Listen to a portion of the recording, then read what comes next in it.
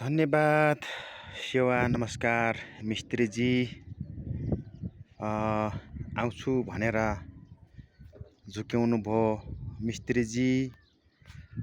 यत्रो ठुलो कौसी कसरी राख्दो रहेछ यिनले भन्ने मनसाय भएको टायल मिस्त्रीजी।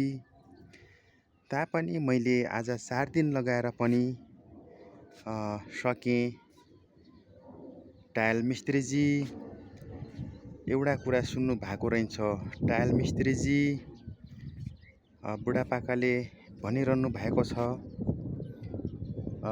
भगवानले के भन्नुहुन्छ रे भन्दा तिमी आँटा म पुर्याउँछु भन्नुहुन्छ रे। बुढापाकाले बारम्बार त्यो कुरा भन्नुभएको छ।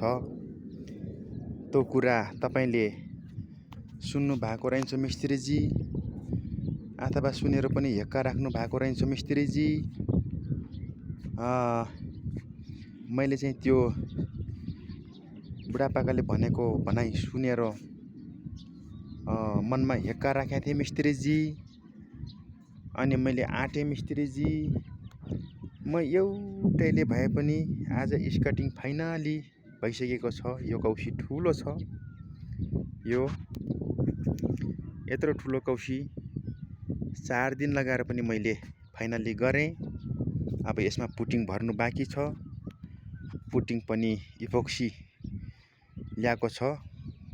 इपोक्सी पुटिङ लाउनु गाह्रो हुन्छ, तपाईँ मिस्त्रीजीलाई थाहा छँदैछ। यो पनि म भोलि जसरी पनि लाउनेवालामा छु। स्कटिङ सबै रेडी भइसकेको छ। धोका दिने मिस्त्रीजी। ल स्कटिङ चारैतिर रेडी भइसकेको छ। धोकेबाज मिस्त्रीजी। तर मान्छेलाई कहिले पनि झुक्याउनु चाहिँ हुँदैन मिस्त्रीजी। यही बानी जान्छ सधैँभरि। त्यसो भएको हुँदा 4 दिन लगाएर पनि मैले सकेँ। पानी जाने एकै ठाउँ छ यत्रो ठुलो कौसीको मिस्त्रीजी। जहाँ पानी जान्छन् त्यहाँ बिस्तारै कछुवाको तालमा मेरो पानी सर्लक्क जान्छन् नै। आकाशबाट पानी पनि सर्लक्क पर्नु छोड्छ। यहाँ पनि चारैतिरको पानी सोहोरिएर बिस्तारै कछुवाको तालमा जाने ठाउँमा पानी जान्छन् नै। पानी जाने ठाउँ यी नै हुन्। यहाँ यो गोलो जाली हाल्नुपर्छ। गोलो पाल खोपेर ग्लान्डरले यो मिलाउनु पर्छ। धन्यवाद मिस्त्रीजी। सधैँभरि झुकिरहनु होला, ढाँटिरहनु होला। मलाई मात्रै नभएर सबैजनालाई। यो असाध्यै यो झुक्याउने ढाँट्ने बानी राम्रो। हजुरहरूको झुक्याउने बानीलाई जय होस्।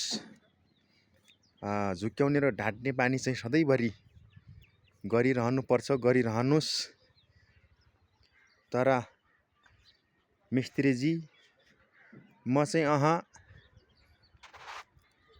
एकमुठी सास रहन्जेल बाँचुन्जेल झुक्याउने काम चाहिँ कदापि पनि गर्दिनँ। सक्छुलाई सक्छु, सक्दिनलाई सक्दिनँ। जानेकोलाई जानेको, नजानेकोले नजानेको भएको सत्य कुरा जसको सोझी पनि अवगत गर्नु चाहन्छु मिस्त्रीजी।